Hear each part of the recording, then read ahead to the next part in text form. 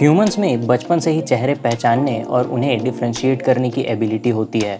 पर क्या आपके मन में कभी ये ख्याल आया है कि अब कंप्यूटर्स और स्मार्टफोन्स भी कैसे आपका फेस पहचान लेते हैं? तो आज के इस वीडियो में हम फेशियल रिकॉग्निशन सिस्टम की हिस्ट्री और इतने सालों में हुए इसके बदलावों के बारे में देखेंगे। I am Shubham Gupta and you guys are watching the trending take.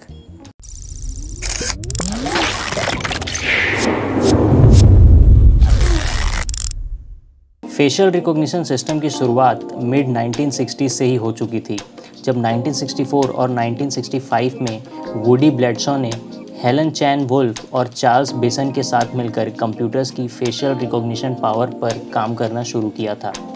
पर क्योंकि इस प्रोजेक्ट की फंडिंग एक अननेम्ड इंटेलिजेंस एजेंसी कर रही थी, इसलिए इनके काम को पब्लिश नहीं किया गया था।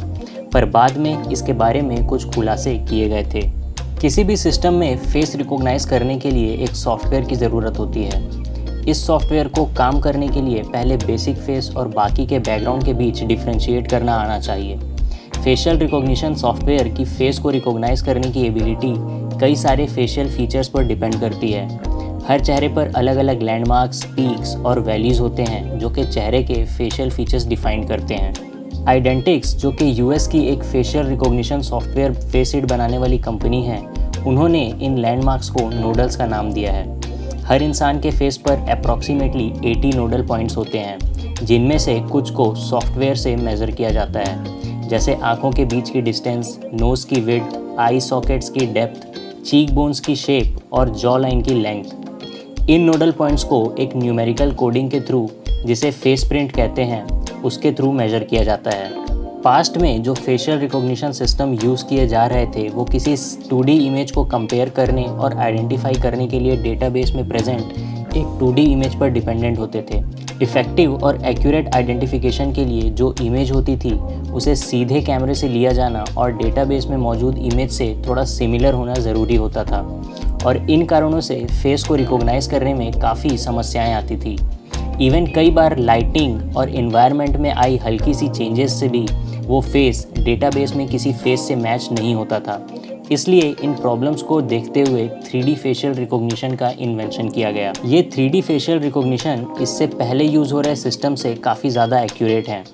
ये सिस्टम किसी पर्सन के फेशियल सरफेस की रियल टाइम इमेज निकालकर उसके फेशियल फीचर्स जैसे रिजिड टिश्यूज़, बोन्स, आई सॉकेट के कर्व्स, नोज़ और चिन की हेल्प से फेस को आइडेंटिफाई करते हैं। इंसान के चेहरे के ये एरियाज़ यूनिक होते हैं और आसानी से चेंज नहीं होते। ये सिस्टम इतने एक्यूरेट होते हैं कि अंधेरे में भी ये किसी फेस को रिकॉग्नाइज करने में कैपेबल हैं, और तो और इनमें डिफरेंट व्यू एंगल से फेस रिकॉग्नाइज करने की एबिलिटी भी है। एक फेस को रिकॉग्नाइज करने के लिए ये सिस्टम एक सीरीज़ ऑफ ऑपरेशंस से होकर गुजरती है, तो आइए उन पर भी नज़र डालते हैं। इस सीरीज़ का पहला स्टेप होता है डिटेक्शन। फेस डिटेक्ट करने के लिए पहले उस फेस को किसी मौजूदा इमेज से या फिर लाइव वीडियो से एक्वायर किया जाता है। फिर दूसरा स्टेप होता है अलाइनमेंट। जब एक बार इमेज को स्कैन कर लिया जाता है, फिर ये सिस्टम उस इमेज के हेड पोजीशन, साइज़ और पोज को डिटरमाइन करता है। इसके बाद सिस्टम फेस के कर्व्स को सब मिलीमीटर स्केल पर मेजर करता है और एक टेम्पलेट तैयार करता है। इसके बाद सिस्टम इन टेम्पलेट्स को एक यूनिक कोड में ट्रांसलेट करती है। ये कोडिंग सब्जेक्ट के फेस के फीचर्स को रिप्रेजेंट करने के लिए इन टेम्पलेट्स को एक नंबर का सेट प्रोवाइड करती है। अगला स्टेप होता है मैचिंग। यदि इमेज 3D है और डेटाबेस में भी 3D इमेजेस प्रेजेंट हैं, तो इमेज में बिना किसी चेंजेस के मैचिंग कर ली जाती है। पर अगर इमेज 3D है और डेटाबेस में 2D इमेजेस प्रेजेंट हैं, तो इमेज के फेस पर कुछ पॉइंट्स आइडेंटिफाई किए जाते हैं, जैसे आइज़ के अंदर और बाहर एक पॉइंट और नोज़ के टिप पर एक पॉइंट, और फिर एक एल्गोरिदम की हेल्प से इस 3D इमेज को 2D इमेज में कन्वर्ट किया जाता है और फिर डेटाबेस से मैच कराया जाता है। और आखिरी स्टेप होता है आइडेंटिफिकेशन या वेरिफिकेशन। अगर किसी इमेज को वेरीफाई करना होता है, जैसे पासपोर्ट ऑफिसेस में, तो उस इमेज को एक नोन पर्सन के इमेज के साथ मैच कराया जाता है।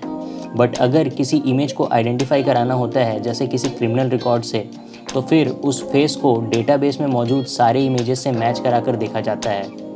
इमेज हमेशा वेरीफाइड नहीं की जा सकती या फिर सिर्फ फेशियल रिकॉग्निशन की हेल्प से आइडेंटिफाई नहीं की जा सकती।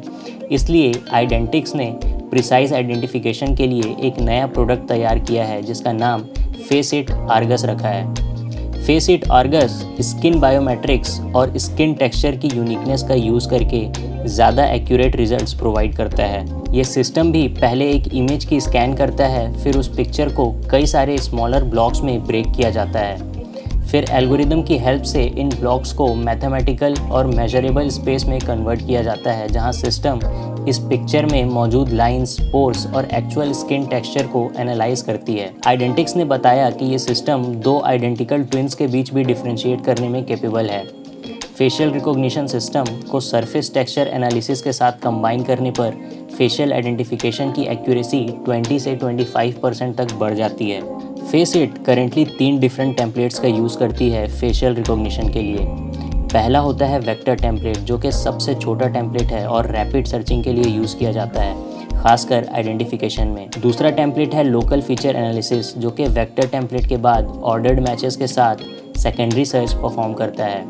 और आखिरी और सबसे बड़ा टेम्पलेट है सरफेस टेक्सचर एनालिसिस, जो कि फाइनल सर्च परफॉर्म करता है स्किन टेक्सचर जैसे डिटेल्ड इन्फॉर्मेशंस के बेसिस पर।